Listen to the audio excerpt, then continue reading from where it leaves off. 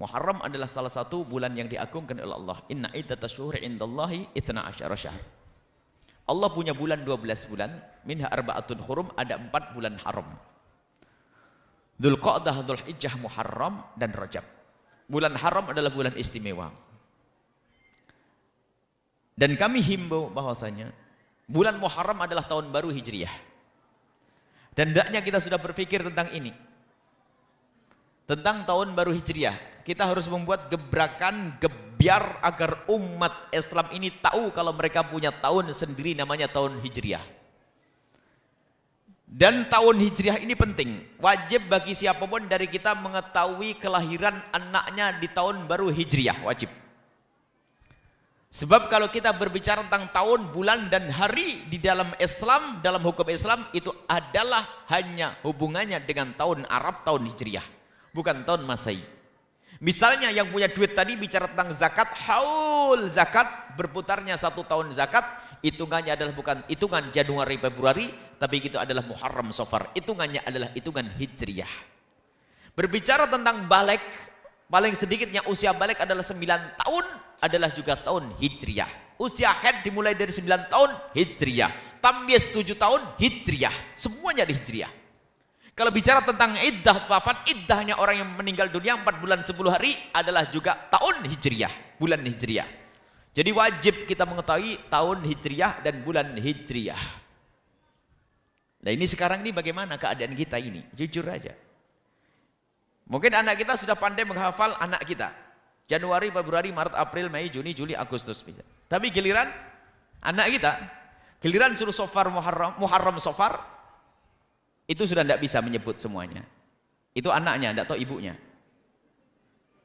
Ibunya bisa ya. Nah, lihat, ini harus. Dan para ulama terdahulu dimulai dari para sahabat Nabi, penetapan tahun baru Hijriah itu dari Sayyidina Umar bin Khattab. Diberi nama Hijriah ini apa? Agar sambung kepada Nabi Muhammad SAW. Padahal Nabi Muhammad hijrahnya bukan di tahun baru Hijriah. Karena tahun baru Hijriah itu ditetapkan oleh Sayyidina Umar bin Khattab setelah Rasulullah wafat. Tapi disebut dengan Hijriah ini agar kita sambung dengan Nabi Muhammad sallallahu alaihi wasallam. Kalau orang Jawa dulu, orang Jawa Sunda, Jawa, pokoknya masyarakat kita, itu bagaimana memahamkan tentang hal-hal tersebut kepada anak-anaknya, biarpun harus diterjemahkan dengan bahasa Jawa atau bahasa Sunda. Sunda tentu ada bahasanya khusus. Kalau Jawa, contoh, yang Jawa Timuran, yang hijrah ke sini, biasanya biarpun tidak dengan bahasa Arab, sebab bahasa Arab lidah Jawa kadang-kadang susah. Diterjemahkan dengan bahasa lokal, misalnya Muharram jadi Suro. Suro itu karena ada asyuroknya tuh. Suro, Sapar, Mulut, Bada Mulut, Jumatil Awal, Jumatil Akhir, Cep, Ruah, Poso, Sawal, Selo, Besar, balik lagi Suro. Sundanya kumaha tuh? Nggak ingat juga nih. Sundanya nggak hafal, Arabnya juga hafal, pas sudah. Nah ini problem ini. Nah, coba dari sisi ini harus. Kalau mengadakan ulang tahun Arabnya, karena ada kewajiban, ada hukumnya itu nanti. Kalau hadis Nabi buru auladakum bisolatin inda sab'in, perintah ajari anakmu untuk melakukan sholat, menutup aurat, melakukan kewajiban di saat mereka umur 7 tahun, bukan 7 tahun Masehi, tapi 7 tahun Hijriah. Mau dites, nggak enak kali tes nih, takut lulus semuanya nih. Berapa tahun baru hijrahnya? Bisa nyebut saya lahir tahun 27 Januari tahun 78, paling gitu. Nah, Arabnya nanti dulu melihat komputer, karena kan zaman komputer nih problem ini. Maka kita harus mulai sekarang harus merubah, kita harus biasakan tahun baru Hijriyah.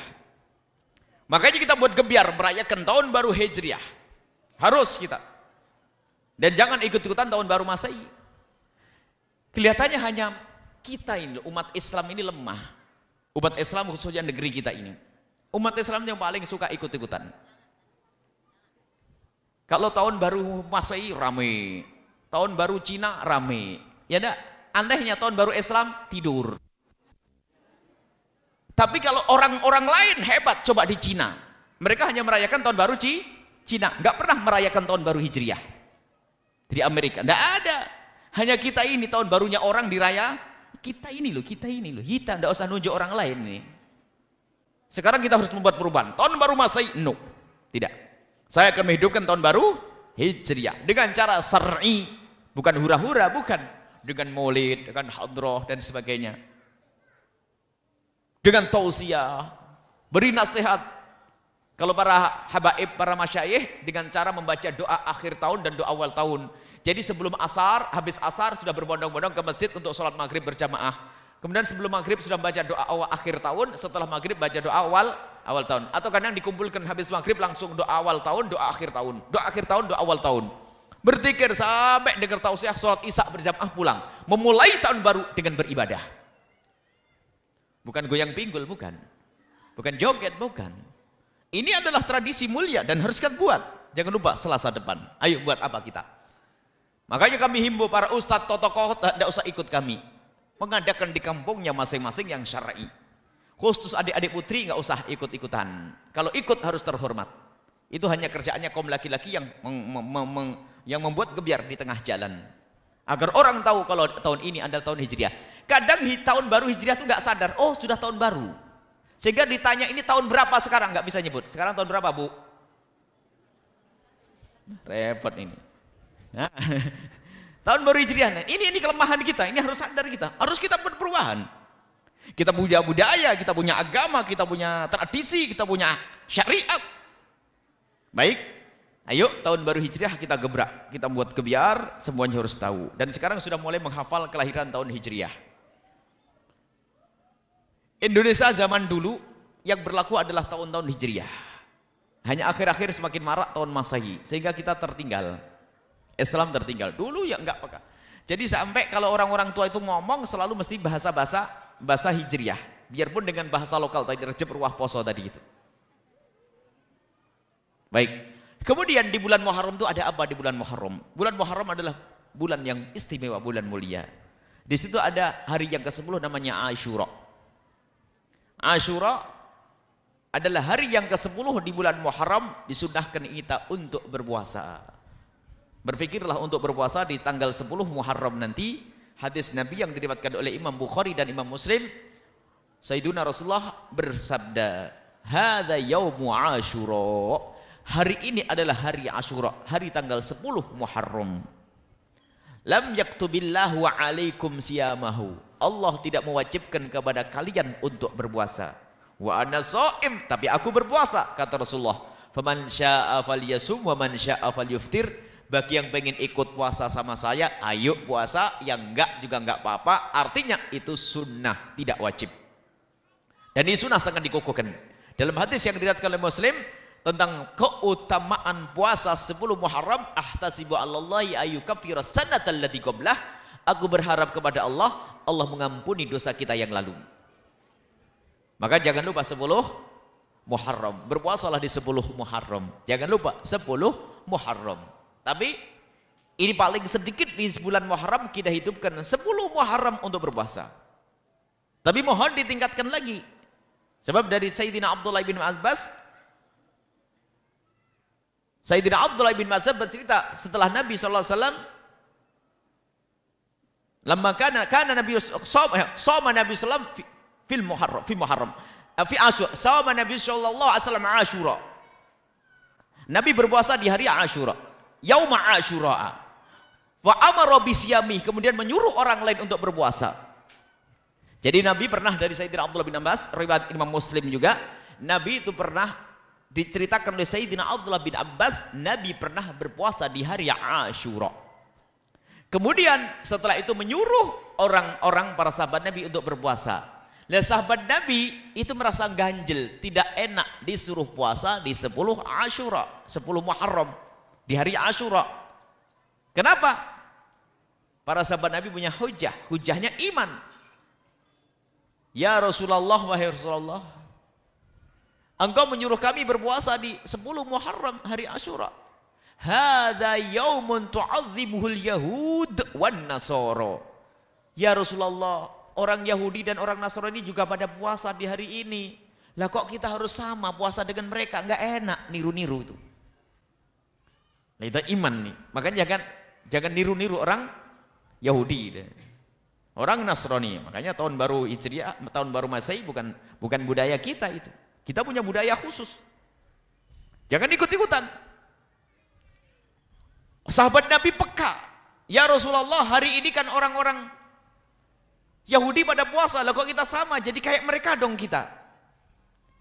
Apa jawab Nabi? Qala Nabi SAW, qala Rasulullah SAW, dalam riwayat, la in baqitu ila qabilin, wa idza la in baqitu ila qabilin, dalam riwayat, la in baqitu ila qabilin, kalau seandainya aku hidup sampai tahun depan, la asumanna tasi'a, niscaya aku akan puasa di tanggal 9-nya. Maka difahami oleh para sahabat Nabi, disunnahkan kita untuk menambah 1 hari sebelumnya, yaitu tanggal 9-nya, agar berbeda dengan orang Yahudi. Maka itu sunnah di atas sunnah. 10 saja sudah sunnah. Dan kalau kita mengkhususkan 10 sudah sunnah. Karena kita tidak meniru orang Yahudi, cuman agar lebih sempurna, agar kita berbeda, yaitu tambahlah hari yang ke-9. Ini hadis Nabi, hadis sahih. Maka di bulan Muharram itu hendaknya 9 dan 10.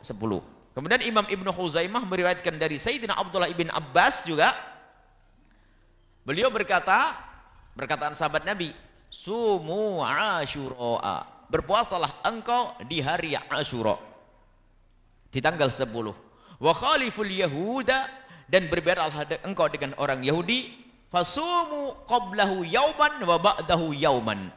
Maka hendaknya agar berbeda dengan orang Yahudi, hendaknya kau tambah sehari sebelumnya dan sehari setelahnya. Ini tambahan. Maka tanggal 10 puasa, tambah sebelumnya sehari, tambah setelahnya sehari. Jadi 10, 9, 11. Ini lebih sempurna lagi. Baik. Mau lebih sempurna lagi, Muharram semuanya puasai. Hadis Nabi SAW, hadis sahih, Imam Muslim meriwayatkan, hadis sahih, afdalu siyami ba'da ramadhana syahrullahil muharram, sebaik-baik puasa setelah bulan Ramadan adalah di bulan Muharram. Maka banyak orang-orang sepuh di antara para orang-orang soleh yang ahli ibadah, kalau bulan Muharram puasa semuanya. Akan tapi adapun tentang pahala dan keutamaannya tanggal 1 begini, tanggal 2 begini, jangan terlalu banyak didengar, karena itu banyak hadis-hadis palsu. Kita cukup dengan ini semuanya. Puasa insya Allah.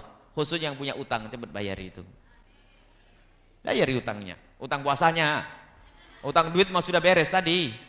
Utang puasa beresin nih, mumpung Muharram ya. Ini. Jadi berpuasa di bulan Muharram secara utuh adalah sunnah dari hadis Nabi SAW. Tidak ada yang mengatakan bid'ah. Kalau mengatakan bid'ah, membid'ahkan Rasul.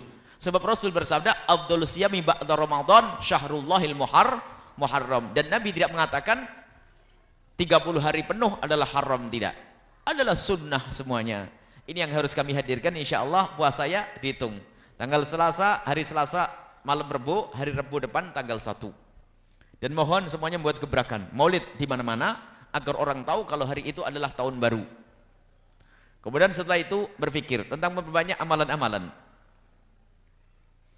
Amalan-amalan di bulan Muharram, dan jangan lupa 10 Muharram kita berpuasa, ditambah tanggal 9, ditambah tanggal 11, untuk disempurnakan di hari-hari selain itu di bulan Muharram. Tapi jangan kebalik, tanggal 1, 2, 3, 4, 5, 6, 7, 8 berpuasa, 9-nya libur. Nggak benar. Jadi yang paling utama adalah 9, 10, 11. Baik, ini saja insya Allah. Semoga Allah mudahkan kita untuk mengamalkan hal-hal semacam itu. Itu adalah sunnah Nabi SAW.